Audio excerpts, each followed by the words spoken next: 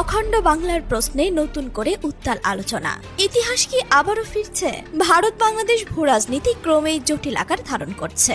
বাংলার মানুষের চেতনায় যেন মিশে গেছে ভারত বিরোধী সুর। আর সেই সূত্র ধরেই আবারও আলোচনায় এসেছে 1947 সালের সেই বিতর্কিত বাংলা বিভাজন।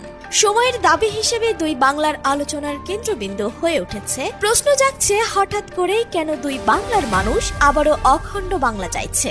অখণ্ড বাংলার ধারণাটা আদৌ কি? আর 1947 সালে কিভাবে বিতর্কিতভাবে বাংলাকে টুকরো টুকরো করা হলো? ইতিহাসের পাতা উল্টালে দেখা যায় 1947 সালে ব্রিটিশরা ধর্মের ভিত্তিতে দেশ ভাগের সিদ্ধান্ত নেন।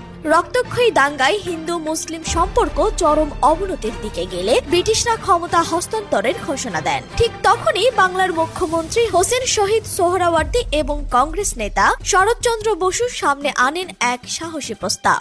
এই বসু সোহরাওয়ার্দী প্রস্তাব ছিল স্বাধীন ও সার্বভৌম বাংলা রাষ্ট্র গঠনের পরিকল্পনা। 1947 সালে মে মাসে একটি সভায় এমনকি কংগ্রেস ও মুসলিম লীগের প্রতিনিধিরা যৌথভাবে চুক্তিও স্বাক্ষর করেছিলেন। সেখানে বলা হয়েছিল হিন্দু ও মুসলমানদের সমান প্রতিনিধিত্ব থাকবে, শুধু বাঙালিরাই চাকরিতে নিয়োগ পাবেন প্রাপ্তবয়স্ক ভোটাধিকারের ভিত্তিতে। কিন্তু সেই প্রস্তাব টিকল না বেশি দিন। কংগ্রেসের প্রথম সারির নেতা জওহরলাল নেহরু ও সর্দার প্যাটেল দৃঢ়ভাবে এ বিরোধিতা করলেন। কলকাতা ও আসামের মতো অর্থনৈতিকভাবে গুরুত্বপূর্ণ অঞ্চল হাতছাড়া করতে তারা একদমই রাজি ছিলেন না। অপরদিকে মুসলিম লীগের রক্ষণশীল অংশ, বিশেষ করে খাজা নাজিমউদ্দিন ও মোহাম্মদ আকরাম খান প্রথমে সমর্থন দিলেও পরে অখণ্ড বাংলাকে পাকিস্তানের অংশ না করলে মেনে নিতে নারাজ হলেন। এমন অবস্থায় বসু সোহরাওয়ার্দী প্রস্তাব ভেস্তে যায়। কংগ্রেসের কার্যকারী কমিটি শেষ পর্যন্ত বাংলা ভাগের পক্ষে প্রস্তাব গ্রহণ করে।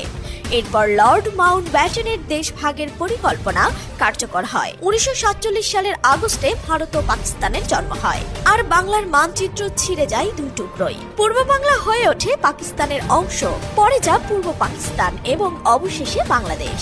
অপরদিকে পশ্চিমবঙ্গ যুক্ত হয় ভারতের সঙ্গে। ব্যর্থ হয় স্বাধীন অখণ্ড বাংলার স্বপ্ন। কিন্তু ইতিহাসের সে অধ্যায় আবারও আলোচনায়।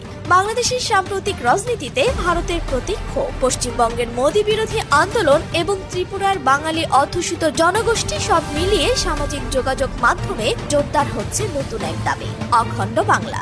তাহলে কি সময় এসেছে বসু সোহরাওয়ার্দী সেই চুক্তি বাস্তবায়নের? দুই বাংলা আর ত্রিপুরাকে নিয়ে সত্যি কি তৈরি হতে পারে এক নতুন অখণ্ড রাষ্ট্র, নাকি ইতিহাস আবারও কেবল কাগজে থেকে যাবে? উত্তর খুঁজছে বাংলার মানুষ। উত্তর লুকিয়ে আছে ভবিষ্যতের অনিশ্চয়তায়।